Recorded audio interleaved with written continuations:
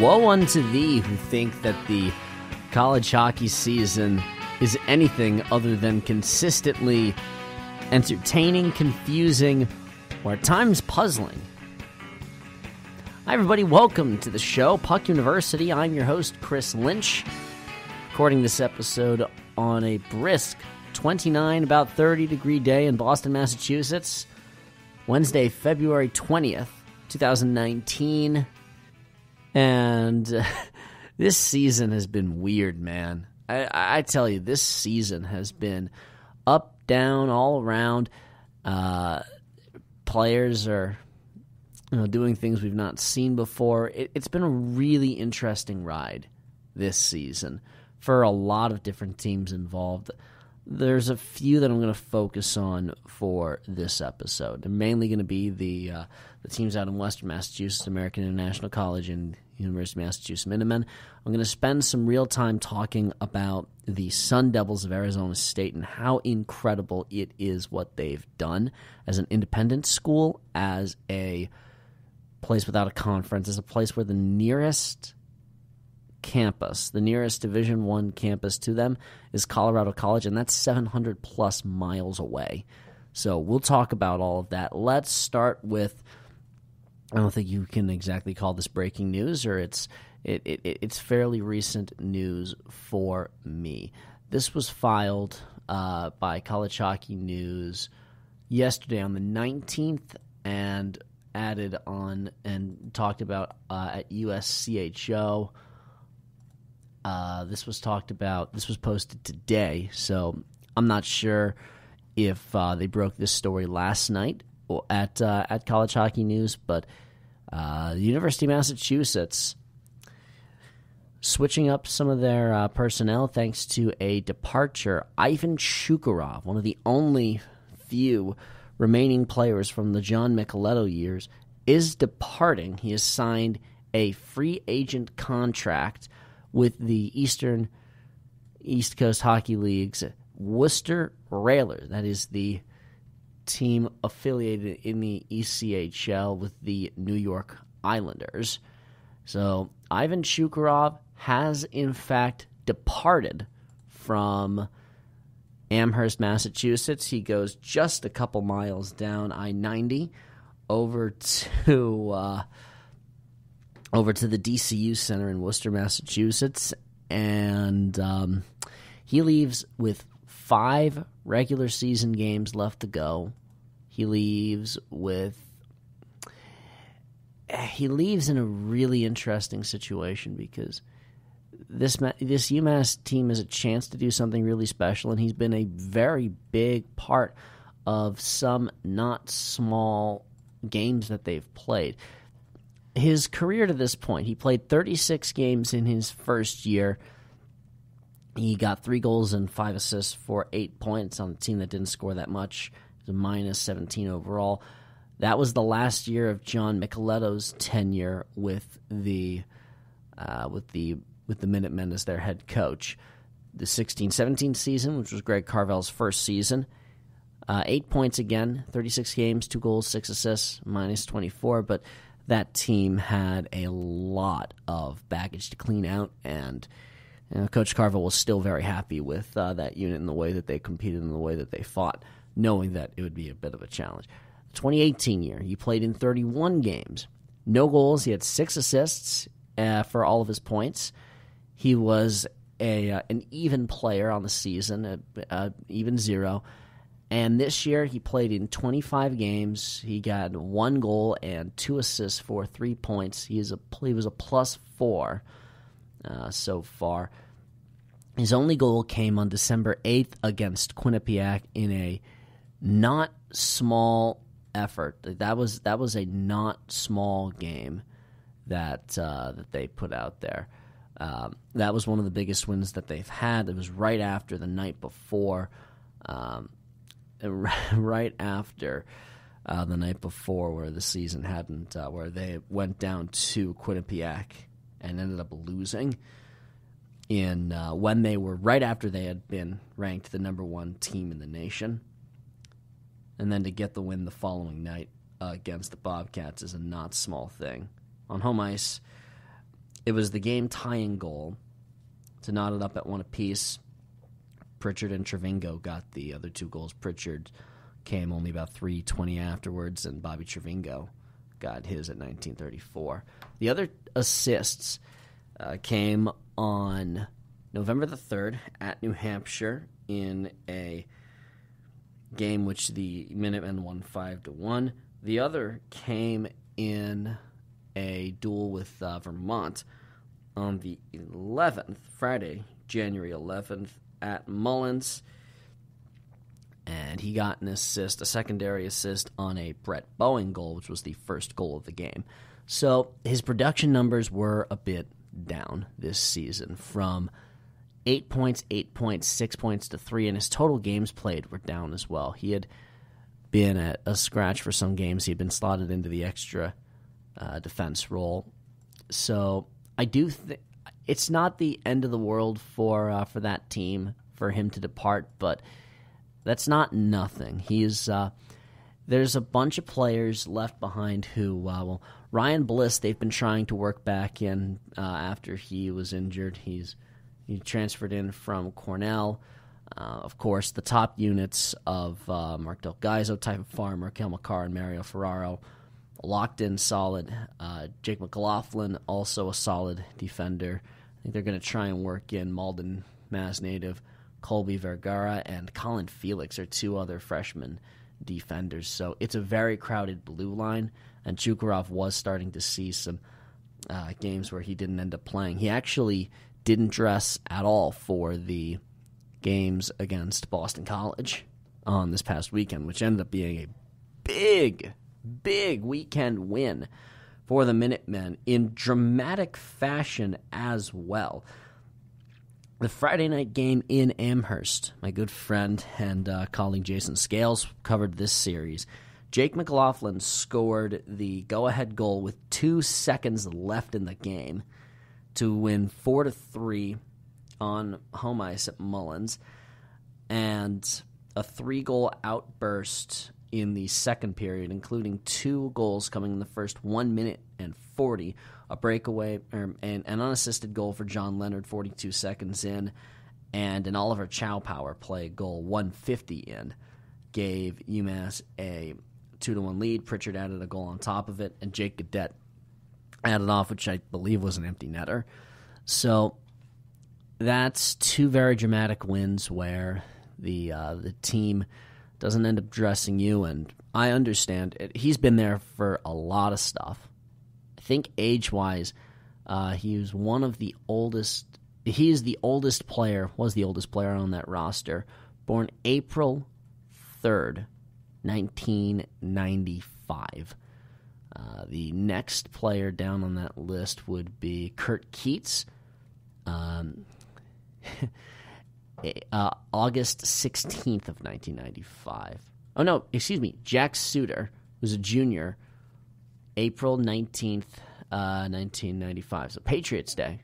Actual Patriots Day, which it's not necessarily the first Monday. That's just when it's celebrated. The first Monday of April is celebrated as Patriots Day.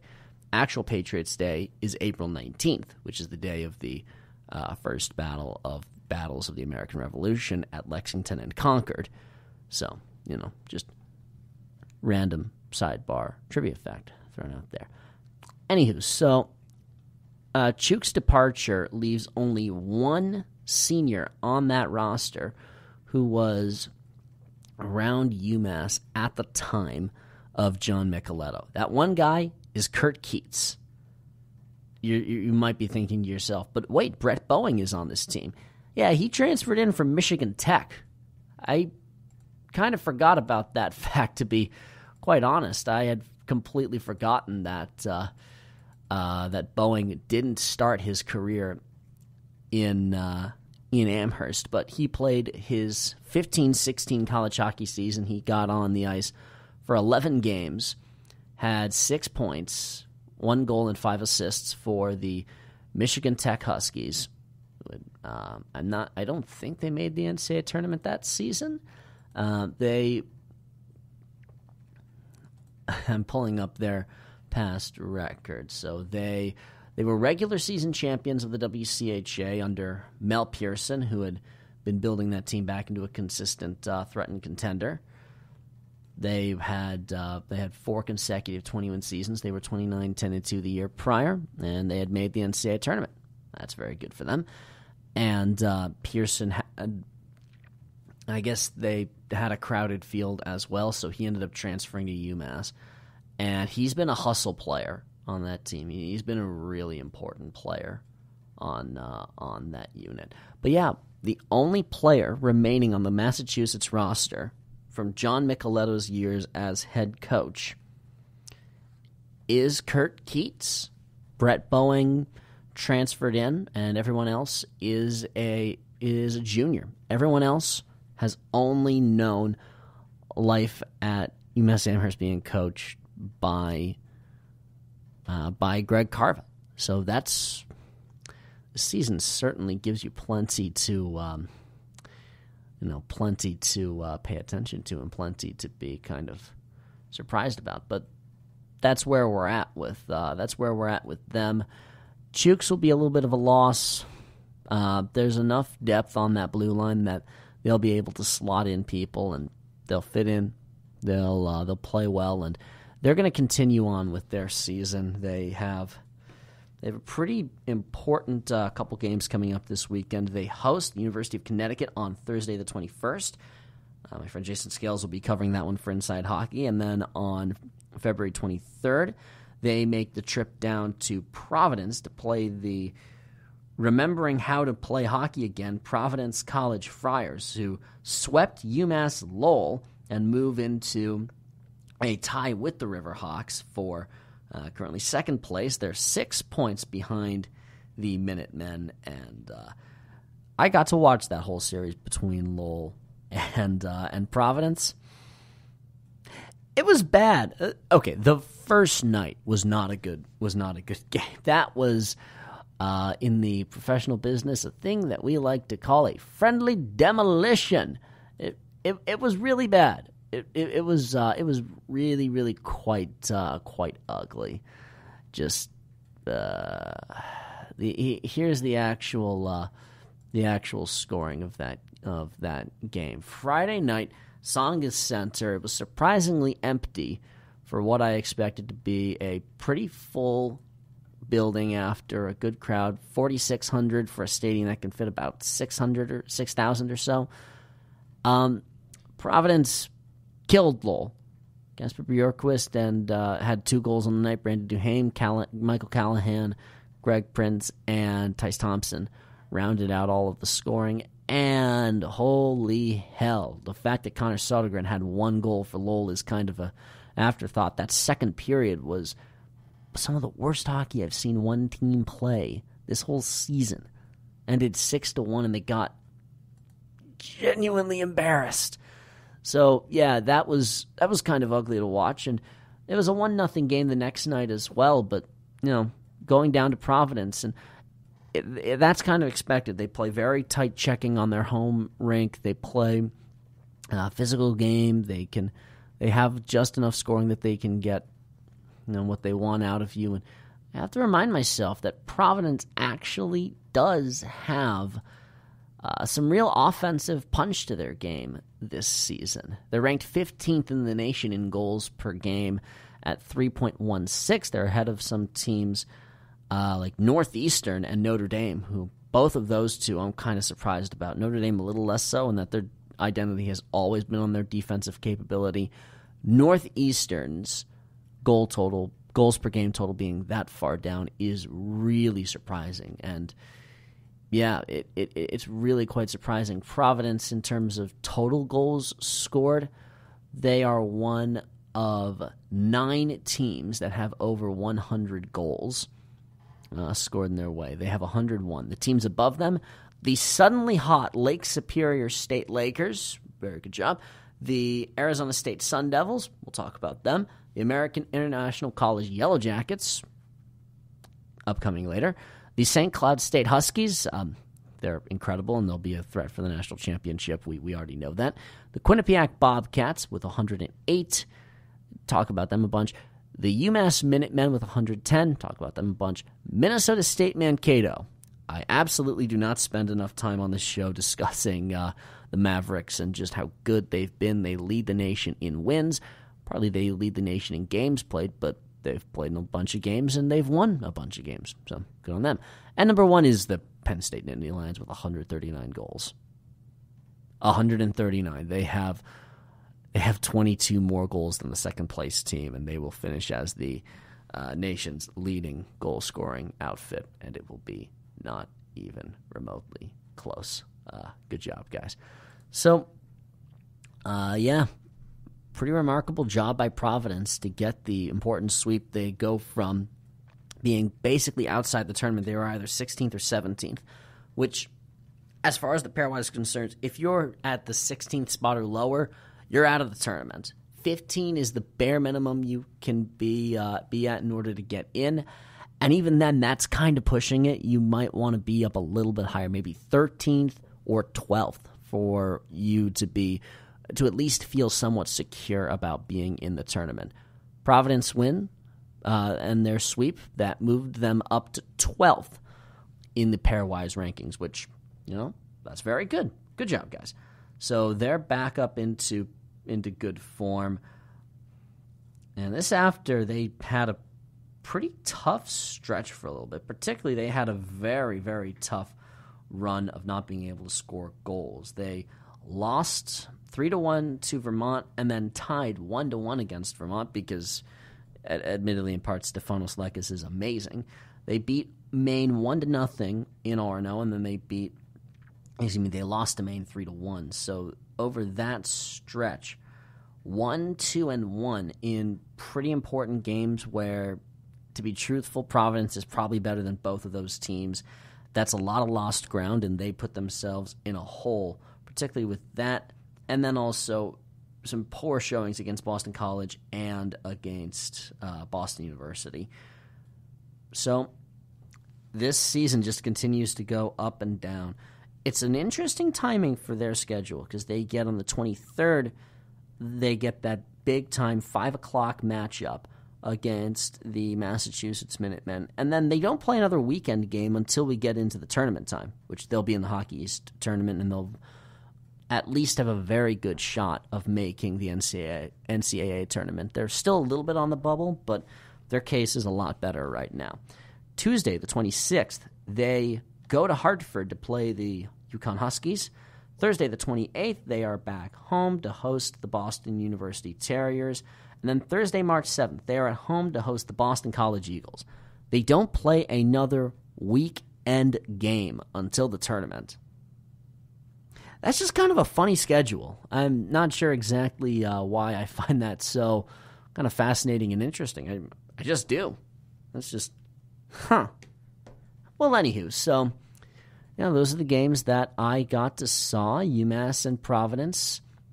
I'll be at that game on Saturday night. Does 5 o'clock count as the night or as the afternoon? I'm going to go with Saturday night as what we'll count that as. It'll be the second time that those teams have met in that building. It'll be the third time they've met this season.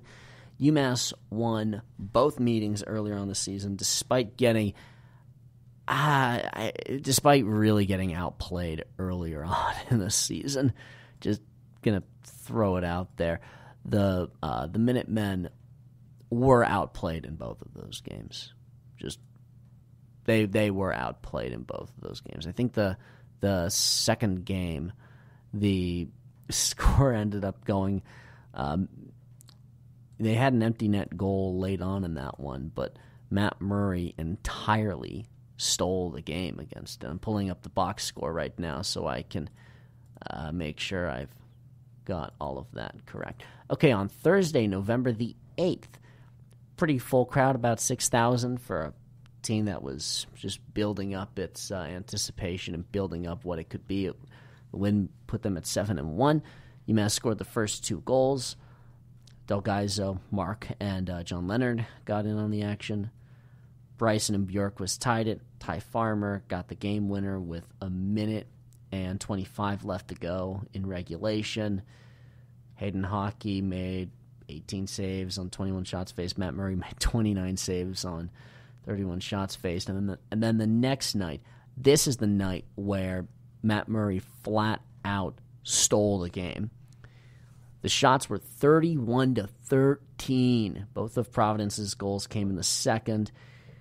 Philip Lagunov had one goal on a power play fairly early on in the game, and then Brett Boeing stole the puck away behind the Providence net from Hockey, who was out to play it, and then put it in the net for a shorthanded goal in his fourth goal when he was very hot to start the season. 4 goals in the first 9 games of the UMass season. That's pretty good. Jack Dugan and Greg Prince, both high caliber worthy players, both got goals in the second to tie that game up. And then the third period, Providence outshot UMass 15-2. And one of the 2 UMass shots went through. None of the 15 got by Matt Murray, who stole the game. So, yeah, UMass won both of those. But Providence outplayed them, and handily in the second one. So, I think that Providence knows the deal. UMass, they're in the tournament. Even if they don't do anything else, with 5 regular season games left to go, they're in the NCAA tournament.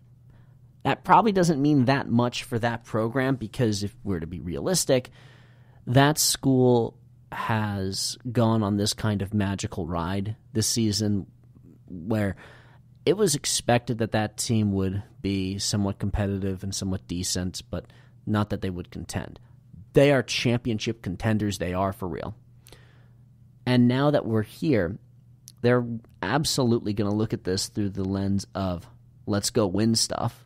It's been a long time since UMass really won stuff on a big-time stage. It's never happened in hockey that they've won a conference championship. The closest they've ever come, 2004, they reached the Hockey East Championship game and lost to the dynastic Maine Black Bears.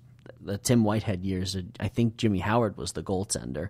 They lost in triple overtime, with Jimmy Howard putting on a magnificent showing. So, man, UMass continues to impress. They have a test ahead of them. Particularly UConn has looked pretty solid as of the last couple of games. UConn has been really respectable. They got a win over Northeastern in overtime, which was fun, particularly with Jim Madigan speaking for actually just 12 seconds. God, that was fun. They got an overtime win over BU. They did lose to the Terriers 2-0 on the road, with 2 third-period goals coming for BU on their home ice when BU was kind of reeling. But, in their last 4 games, they are 3-1-0, and they get to go to UMass. It's a team that has some skill, and it's a team that has a game-stealing goaltender in Adam Huska, and another goaltender in the wings who, if Huska decides to sign with the Rangers, funny enough, he'll be in the same building where UConn currently plays their games in the XL Center, just dressing across the hallway for the Hartford Wolfpack, which is the AHL affiliate of the Rangers. Funny how that works. But, this is a really interesting team to pay attention to. And here's the remaining UConn schedule for the Huskies trying to make the playoffs. While they are currently 9th place, they are 7 points out. Only one school has been mathematically eliminated from the Hockey East playoffs, and that's Merrimack College. Sorry, gentlemen, try again next year.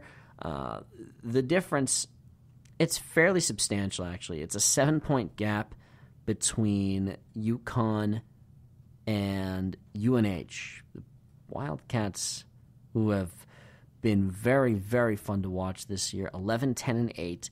7-7-5 in Hockey East for 19 points. They had a bye week last week. They will resume play this week with a matchup against Northeastern because this league is fun, don't you know? It's one of those schedules where you have to be able to roll through with whatever is put in front of you and just try to have as much fun with it as you possibly can. It's one of those points in the year when you need to just suck it up and have some fun with it. UNH, they get Northeastern this week. I'll be going to the Friday game in Durham, and actually both games are in Durham. So I'll be going to the Friday night game between those two teams, and I'm expecting some fireworks out of that one.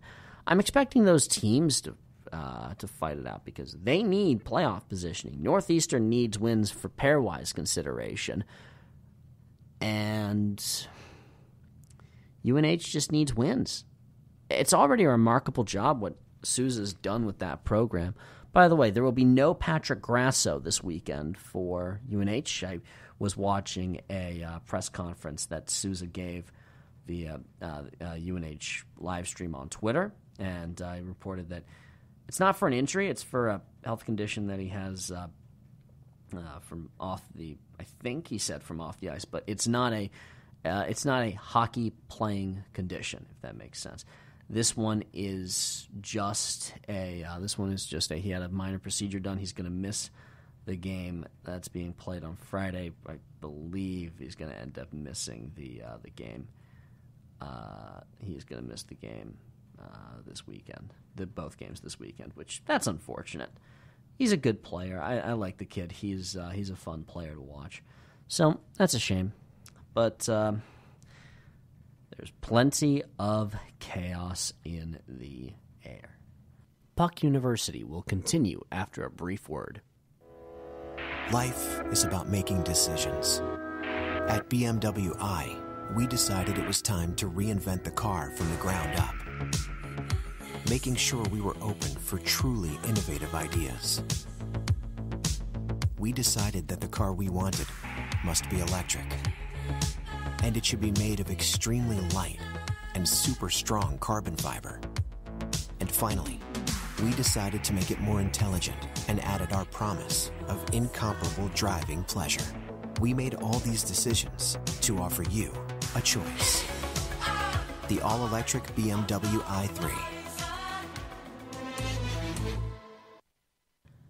Let's switch gears from Hockey East to talk about a team across the country entirely playing what is one of the most inspiring seasons I think we've ever seen in college hockey. The Arizona State Sun Devils, who beat another one of the inspiring stories that we've seen in college hockey this season, the American International College Yellow Jackets. Beat them twice, and they were pretty good games. I didn't get to watch either of them. I saw some of the highlights of them as best I could. 4-1 the first night. Johnny Walker had another goal. Big shock, I know, that Johnny Walker scored goals.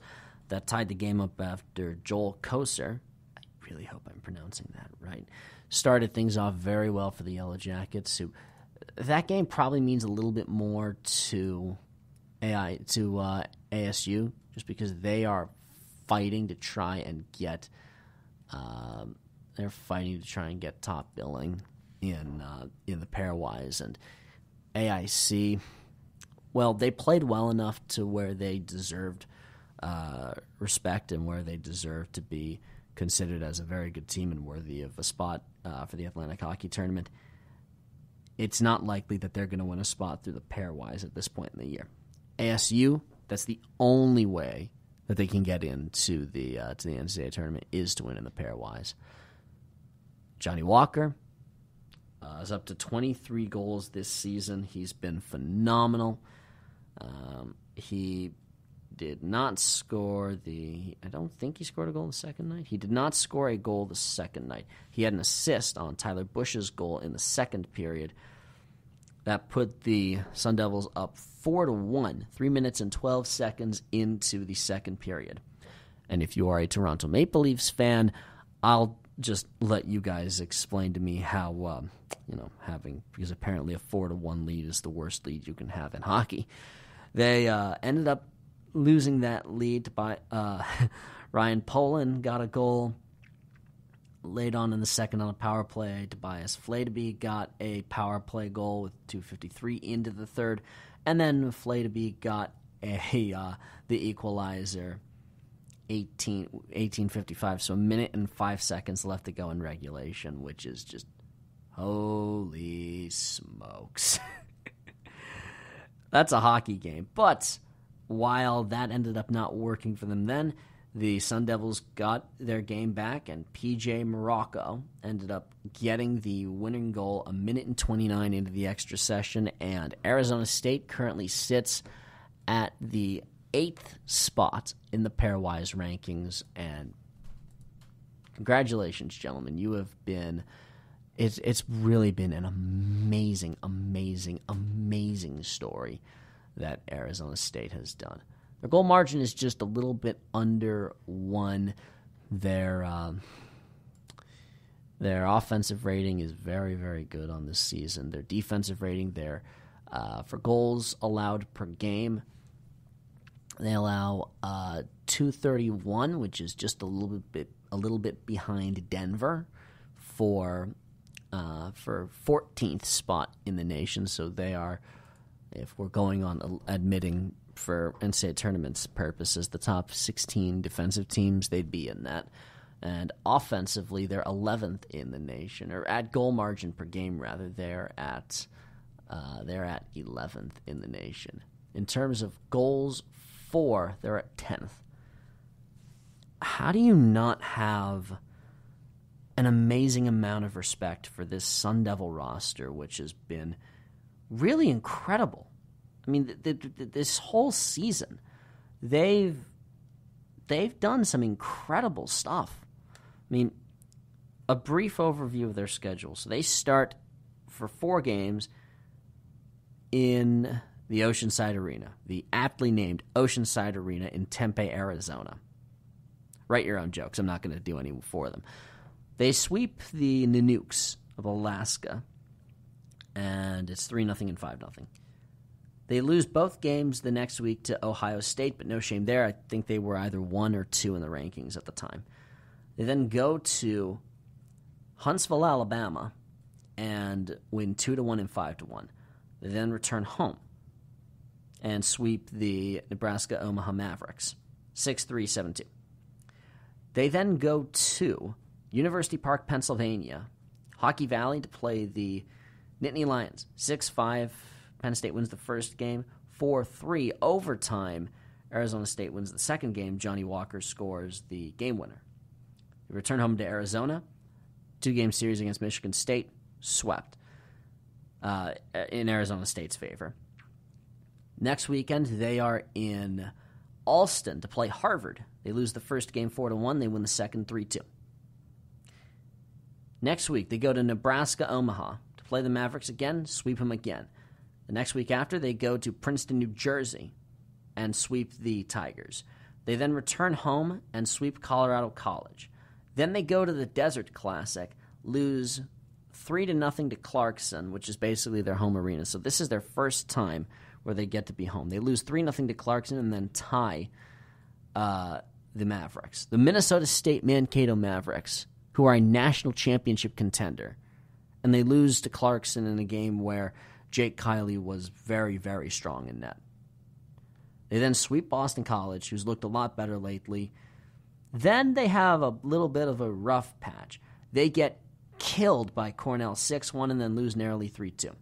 And they lose to BU the first night that they are in Boston, which, by the way, so they go from, if you're keeping track of this, 2 weeks in Arizona, 1 week in Alabama, 1 week in Arizona, 1 week in Pennsylvania, 1 week in Arizona, 1 week in Alston, 1 week in Nebraska, 1 week in New Jersey, 1 week back home, Christmas break back home. Then they resume the schedule going to Ithaca, New York, Boston, Henrietta, New York to play RIT, and then back home to play against the AIC Yellow Jackets. They have only 2 more games to play the remainder of this season. Both of those will be on the road against the Gophers of the University of Minnesota. There's not a schedule like that in the world in college hockey that is that kind of crazy, where you're starting from the furthest spot, the closest school to you that plays Division I college hockey is Colorado College, and that is 700 plus miles away. Same thing with Air Force. Basically the same distance, just a little bit farther. Denver's a bit farther up than that. And then I think you have to go maybe to North Dakota to find a school that's as close to Arizona State. It is not close to any school other than the Colorado schools, and even that is pushing it a little bit because the states get bigger out west. It's not like here in New England where Providence is reasonably close to Boston and they're across different states. That's not how that works out west. It's amazing what the Sun Devils have been able to do. Greg Powers, I've said before that I think Greg Carvel of UMass should be getting the Penrose. I still think that, but man, it is really hard for me to make that case for Carvel over Powers because Carvel is able to get the best out of some amazing players, particularly Ferraro and Makar. And Pritchard, who we brought in from St. Lawrence as a transfer student in particular. But what Powers has done with no conference affiliation, I don't know if you're ever going to see a job like that done ever again. I mean, there's got to be a push now to get Arizona State into one of these conferences. I heard people saying that they at one point did petition to join the NCHC and they were denied entry. I imagine that they will try again, and they have a much stronger case. If they make the NCAA tournament as an independent team, they would be the first independent school to reach the NCAA tournament since the 1992 Alaska Seawolves, which is that's ridiculous. That there's just not many opportunities for an independent school. They're also the first independent school playing a Division I schedule of any sort to win 20-plus games since the Alabama Huntsville Chargers did so in the 1998-99 season, which was their first full season in Division I. There is a little bit of an asterisk next to that record, though. They didn't make the NCAA tournament because they played a lot of Division II schools. They played Elmira. They played Babson, D2 and D3 schools. So it wasn't a full, or at least mostly full, Division I schedule. Army did something similar like that in the years prior. So the last time that there was a team who played a primarily, almost fully Division I schedule and was an independent school, and A, got 20 wins, and B, made the NCAA tournament, was that Seawolves team, who ended up falling to... They made the tournament 2 years in a row. 91, they upset Boston College, who was a Frozen Four team the year prior, and that upset kind of sent the Eagles into a bit of a downward spiral where Jerry York had to dig them out of a hole a couple of years later when he got there in 94. But the Seawolves then went on and faced Northern Michigan.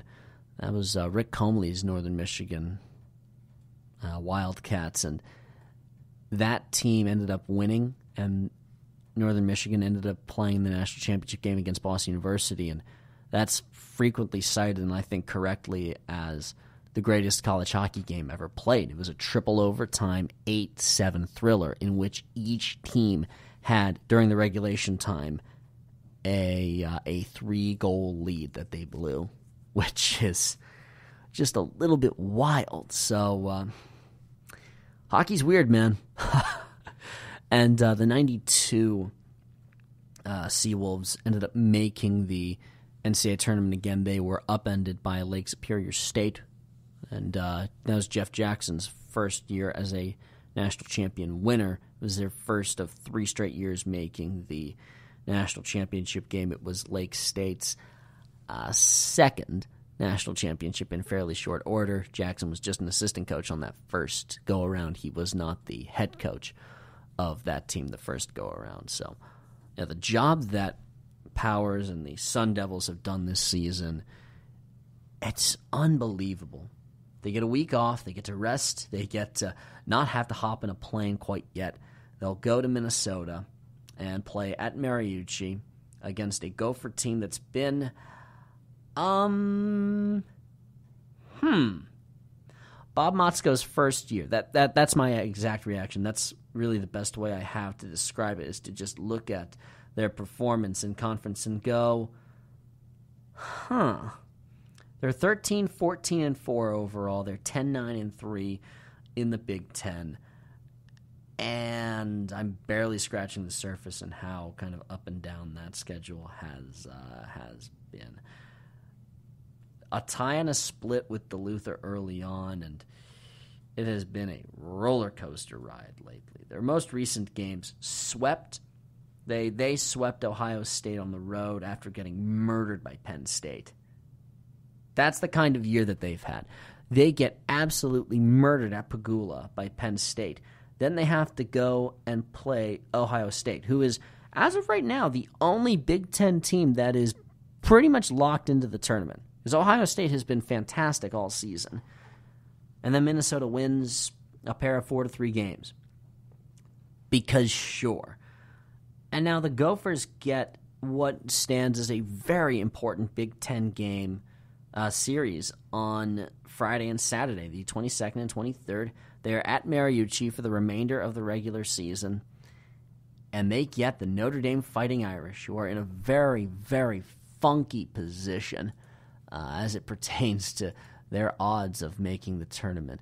Notre Dame is 17th. This is a team that just a year prior, I'm old enough to remember when Notre Dame was a plucky, new Big Ten member and had gone to the Frozen Four the year prior and finally had a season in which, they weren't getting run over by the... They were not getting run over by having to fly on planes to Boston and New Hampshire and Maine all the time. They finally were playing schools regularly that were close to them, and they were 2 games away from 30 wins. They had only 10 losses the whole season, and they made the national championship game.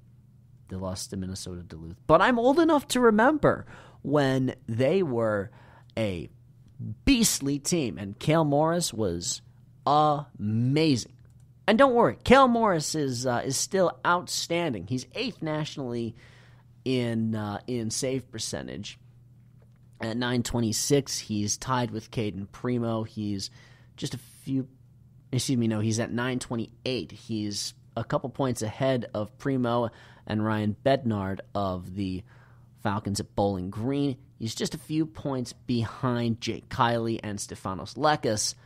Lekas, by the way, I've mentioned before, continues to be absolutely incredible for the Catamounts. Oh my God! So yeah, Notre Dame has been a defensive-minded team. That's kind of just been their identity for the as long as I've possibly known them, and they're very good at what they do. They're ranked. They're tied with Northeastern for points output per game.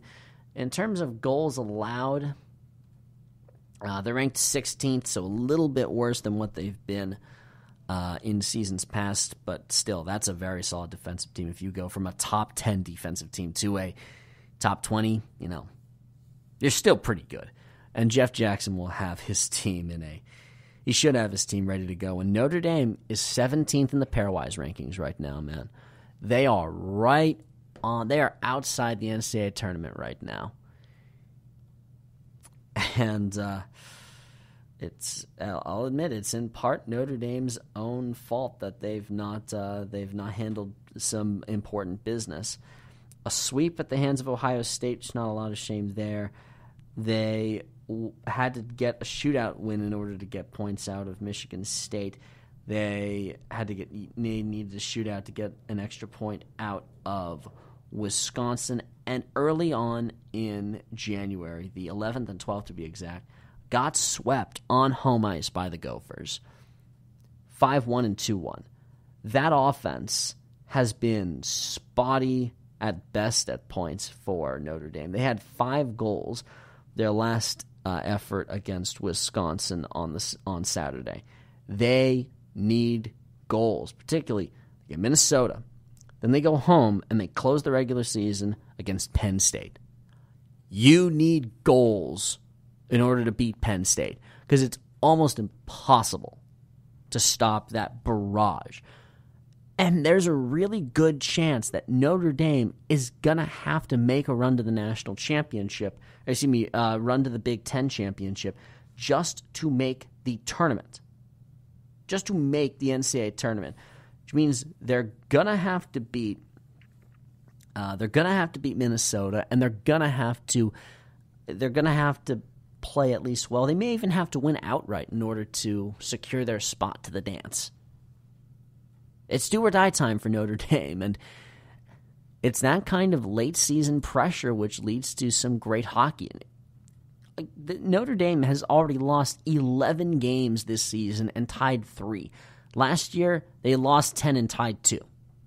They have more losses and ties this year than they had all of last. That isn't saying a terrible amount because that team last season was a dynamite force that was actually one of the best teams in the nation and had a shot. They only lost by 1 goal to the Duluth Bulldogs. They were in that national championship game the whole way through. Duluth will be back there again, just how consistently great they have been. I hope that it'd be nice to see Notre Dame get back into real tournament contention. It'd be nice to see some. It's interesting. The Big Ten went from having 3 teams in the Frozen Four to having one that is certain to make the NCAA tournament. And that one is Ohio State. Notre Dame has been consistently excellent recently. They've made 4 Frozen Fours in the last decade of play. Michigan is a long-time national power. They had been in a Frozen Four in the same decade, in the same building, back in 2011 when they were in St. Paul and were an overtime goal away from winning another national championship. They would have been the first to 10. Duluth had other ideas. This is a really, really, really kind of chaotic point for the Big Ten because Ohio State is very far from the most storied tradition in college hockey. It's they had been to the Frozen Four, I think, one time before last season in 1998. They've never actually played for a national championship before. They've never been. What I mean is they've never actually been in the national championship game. Their first trip to the NCAA tournament was 98. They've been to the NCAA tournament a grand total of 3, 04, 05, 09, 17, and 18. They've been 8 times to the tournament. They won their conference tournament twice. That was in 1972. And they were also they were a founding member of the CCHA, and they were regular season champs also that year. But since 72, they were the conference tournament champions a grand total of 1 time. They were the conference tournament champions in 2004 under John Markle's coaching tenure, who was the coach who led the Buckeyes to the NCAA tournament, to the Frozen Four in 1998. And how did that end up for them? That tournament appearance in 2004. Well, they ended up going against the Wisconsin Badgers, and they lost 1-0 in overtime. Wisconsin then went on to lose to Maine 1-0 in overtime, and Maine went on to the national championship game. And I'm sorry, Maine Black Bear fans, you don't want me to tell you about the rest of the 04 tournament, so we're going to ignore that. Ohio State doesn't have a big tradition, and yet they are, as of this point, the best team in the Big Ten and pretty much a lock to make the NCAA tournament. This year's been chaotic. I mean, at the top of the pairwise, St. Cloud has a good hockey tradition, even though they've not had a great record in the NCAA tournament. UMass is new to this. Duluth and Denver, old standbys, kind of expected. Mankato, they've always been competitive. They've always been fun, but they haven't accomplished much in the tournament. Quinnipiac, very new and very recent success. Ohio State, not a whole lot of long-term tradition, but plenty of talent there. Arizona State, I mean, they're brand new. Western Michigan, well, good players. Andy Murray's a quality coach. Cornell, long-term tradition. Northeastern, Well, long-term tradition of being consistently and aggressively mediocre until recently when they decide that they like winning. Providence, recent and long-term. Clarkson, long-term. Lowell, recent tradition. Harvard, recent and long-term tradition. Bowling Green, old tradition that's being revived. Those are your 16 top teams in the pairwise ranking at this point in time. This season has been weird. This season has produced some stories that you just look at and think, how is that team in the running for a possible tournament bid? Well, if you consider that hockey is dumb, my friend, and there are weird things that end up happening. I mean, I have to remind myself of this on almost a daily basis. All right, so we'll talk about two other teams briefly before we wrap up. American International College didn't have a great week, and they ended up getting swept by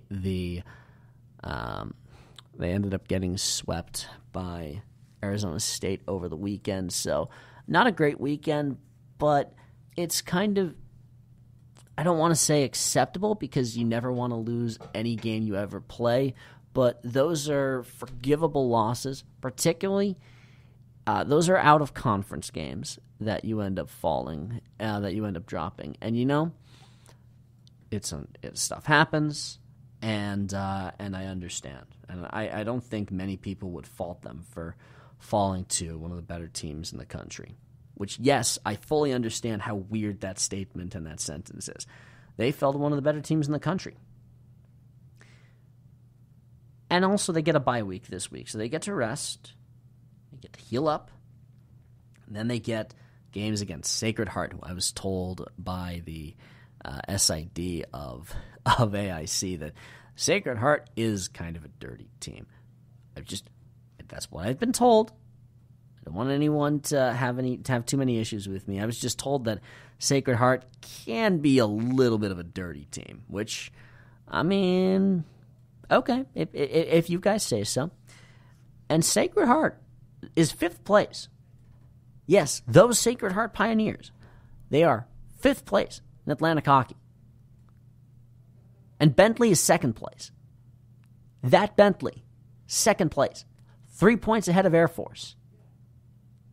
Dude, Atlantic hockey is kind of crazy right now. I mean, the whole Air Force being good again thing, and very possibly with them not even being able to host a home series to open up playoffs, that's possible. Oh yeah, they're 3rd. They are tied with RIT. I think they get the head-to-head tiebreaker, which is a little bit crazy. But yeah, this is Atlantic hockey. You never cease to entertain all of us. Bentley has been on kind of a ridiculous tear lately. How much has that new arena helped them out? How much has the brand new shiny Bentley arena really helped them out? They finally feel like they have a real home ice advantage. Like they're not playing in a local high school rink. That they're playing, not small time hockey. They're not playing small time hockey. Tied Dartmouth, swept Robert Morris, tied with RIT and then beat RIT, swept Canisius, swept Air Force at home 4-3 and 4-0. That 4-3 game came in overtime with Brendan Hamblett getting the game winner. They swept Canisius again at home, split with Niagara, so their hot streak came to an end on Friday night. They get to restart that with a home-and-home against the Holy Cross Crusaders, 22nd. They're at home. That'll be their last home game of the regular season. There is at least a good shot that Bentley gets to host a playoff round in the Atlantic Hockey Tournament and maybe plays in the semis. Yeah, that's totally possible for Bentley to be going to Buffalo to play in the Atlantic Hockey Tournament. That's possible. That's wild. That's wild, man. Bentley, well done, guys. Best of luck the remaining weekend. They have only 4 games left. They also then have to go on the road to Army. AIC only has 2 games left against Sacred Heart, who's 5th place. Air Force, team that is actually, in terms of goal differential in the season, they're a -1. Yeah, they've scored 53 goals. They've allowed 54. The good news is that the 54 goals is pretty convincingly the fewest allowed in Atlantic hockey. The next closest, Robert Morris and Sacred Heart, have only allowed 64 each. Billy Christopoulos has been a really good player for them. And the Falcons get a trip this weekend. They go to Mercyhurst and play the Lakers the 23rd and 24th at the Mercyhurst Ice Center. Then they return home to the Cadet Ice Arena to host Holy Cross Crusaders. Holy Cross is 3 points from the bottom, which is occupied very surprisingly by the Canisius College Golden Griffins, who were in the Atlantic Hockey Tournament and at the top of the standings 1 year ago. Oh my, how things have changed. This conference is crazy. All right, let's wrap up by talking about the pretty suddenly hottest team in college hockey, and one that is trying to barge their way into the tournament. Lake Superior State, man. This Laker team they've won their last 4 games, including a sweep over Ferris State on the road and a sweep at home against Michigan Tech. Both those were 3-1 games. Most goals that they've allowed was 3. Their only losses in calendar year 2019, they lost at Minnesota State, which is not a lot of shame, and they lost at home to Bemidji State, which you can lose those games every so often in conference play, so that's acceptable. But the sweep of Michigan Tech at home, they then get to go to Northern Michigan this weekend, so that's going to be really, really cool roundup. Lake State is currently 19th in the pairwise, and they're right on the edge. They're right on the bubble of being a team that can make it to the tournament or might just barely miss it. They've got the second best goal scorer in the nation in Diego Cuglietta. 20 goals. That's 3 behind Johnny Walker. He has 34 points in terms of total points scored. That 34-point total puts him at 16th. People he's tied with, Johnny Walker, and 2 defensemen. Guys you might have heard of named Adam Fox of Harvard, soon to be of the Carolina Hurricanes, and Cale Makar, soon to be a Hobey Baker winner, soon to be of the Colorado Avalanche, but currently of the Massachusetts Minutemen. Yeah, Cuglietta is a national contender and a big-time scorer. I wouldn't be surprised to see him make one of the All-American teams on the western side of things. He's leading his Lake State team to a very good record. I wouldn't be shocked if he gets some wins and helps Lake State get into maybe they reach the conference championship game. Maybe they win. It's certainly possible for them to be able to do that. It's really pretty interesting here. So I'll read a little bit from the USCHO piece. This is by Brandon Folsom. This was posted earlier today. Maybe the hottest team in college hockey right now is Lake Superior State, which sits at number 18 in the latest polls. By the way, I genuinely don't care about the polls at this point in the season. I just find them to be kind of useless. And finds itself in a 2-way tie with Bowling Green for second place in the WCHA standings with just 2 weeks left in the regular season. That's really saying something about a 28-2. That's the record, 20 wins, 8 losses, 2 ties. Lakers squad that had every reason to be awful. We see it all the time. A new coach comes in, begins a rebuild, and by the end of his contract, the team isn't much better than he found it. Coach Damon Whitten entered this winter with 4 seasons under his belt, none of which resulted in a better finish than 7th in the standings. He's dealt with program turner, a la graduation or players transferring elsewhere for better situations, and he's had to recruit his style of players to play his brand of hockey. Take last season, for instance. The Lakers finished a lowly 10-22-4. They were 9th in the final WCHA standings, the worst under Witten, and they missed the conference playoffs for the first time under him. Instead of firing him, LSSU actually extended his contract and gave him another shot at turning things around, knowing that this would be the first season everyone in the program is a Witten recruit. Betting on Witten paid off. They have won 14 of their 18 games played since the start of December. It's kind of amazing. It goes on to explain a whole bunch of stuff. Aside from the weekly WCHA Player of the Week awards you see in their press releases, the Lakers have won the Great Lakes Invitational, an annual tournament in Detroit, in its 54th year for the first time in program history. 2, they have the second leading goal scorer in the nation, Diego Culieta, who is also top 20 in points. And 3, they are set to have home ice advantage in the WCHA postseason for the first time in Witten's tenure. It's really quite amazing what they have managed to accomplish. So kudos to Lake Superior State. Their standings position right now in the WCHA.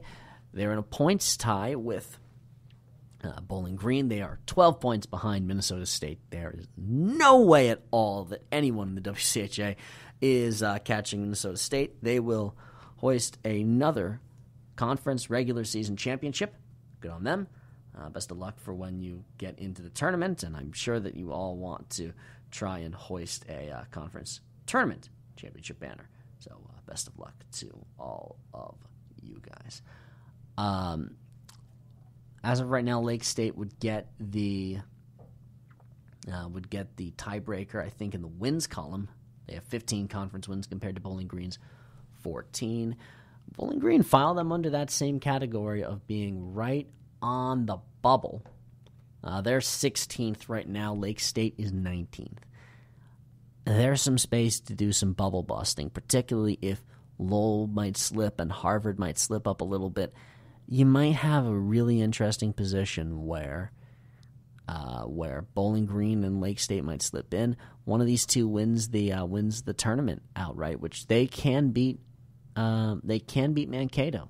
It's certainly possible, and it's a really funny position that we find ourselves in at this point in the year. Lake State goes to Northern Michigan on Friday the 22nd, and on the 23rd, they return home and close out the regular season schedule against Ferris State. This season coming up to its conclusion, coming up to its climax for the regular season. We'll see where some of this dust settles as we get done with all of this. Suffice to say, there is plenty of things to be sorted out. There's plenty of teams on the bubble. There's plenty of trophies to be determined. I think UMass has maybe a chance to at least not entirely secure, but pretty much secure the conference regular season championship, which would be a big and very impressive start to what they hope will be a long and fruitful championship run. You can follow all of my stuff.